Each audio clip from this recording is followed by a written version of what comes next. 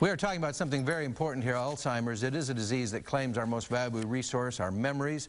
Johnna Lowther is here. She's a healthcare professional who has worked with those suffering from dementia for over a decade, and she joins us this morning with advice about caring for loved ones. And we were just talking about this as we were getting ready to do this. First of all, who's the lovely woman on the back page with you?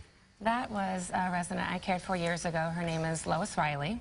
And part of what I love about my job is I get to build personal relationships with residents and their families, because I work in senior living, and she was very near and dear to my heart, as many of them are. On the front cover of the book is artwork that another resident made. Yeah, I'm going to flip that around so we can see that. That's beautiful too. Yeah. And we were just talking about the key in in many of these cases is to help keep that person connected, but also understanding that where they are, they're doing what we always tell each other to do. They're living in the moment. So we have to get into their moment too. You can't always drag them back to your moment. No. How do you do that?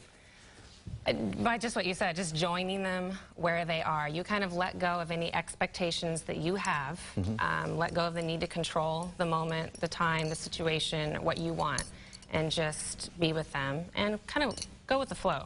I think that's really important for families dealing with this, just to go with the flow and not fight it. I say don't argue. Whatever they say is right. Just, it doesn't matter whether it's right or wrong or reality. And we have artwork on the front. We were talking about music reaching some. In my mom's case, it's still humor and comedy, sense of humor. Everybody has a kind of a different trigger, isn't there, that you can reach to? Absolutely. And I think especially when you're dealing with residents living in senior living settings who are no longer at home, it's important to get to know who they are as an individual, because that is how you connect them to, living again, by knowing what they used to enjoy, what they love, what their passions were. So that is extremely key for caregivers working in that environment. What was your first experience when you entered this environment as a caregiver that made you think, well, this is a place I want to stay and work and devote my attention? 14 years ago, when I first started working in this field, I entered at Alzheimer's and Dementia, community where I worked. And there was a lady sitting at the table who was singing a song over and over again. And my background is music and psychology.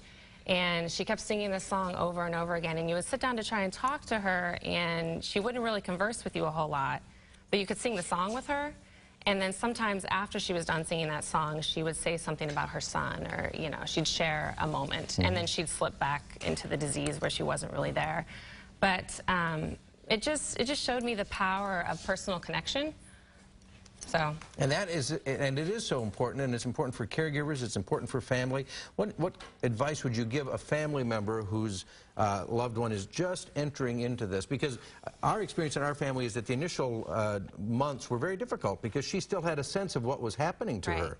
And once you get to a point where you don't have that sense anymore for the person suffering it, it becomes like, what's the phrase you use? I said deliriously happy. They're deliriously happy, and that's exactly true. But how does the family and how do the caregivers deal with that delirious happiness? I think you recognize that your loss as a family member is also their loss. And although they don't remember or recognize all the details you are in that moment, who they are inside is still the same person. So you honor who they were, but you also learn to love the new person they're now becoming. I think that's key. And it's perfect advice. And a couple of things. First of all, you need to find this book. It is called Through the Eyes of Dementia, and that'll be a wonderful help to you. And you can head to our website, kclive.tv, and get more information about where you can purchase Through the Eyes of Dementia. And you can also try to track down that Glenn Campbell documentary you're talking about, and Alive Inside, another great documentary about music reaching people. All kinds of ways for you to learn more about this that affects so many people. Thanks for being here. Thank you. Now, forget about Here Comes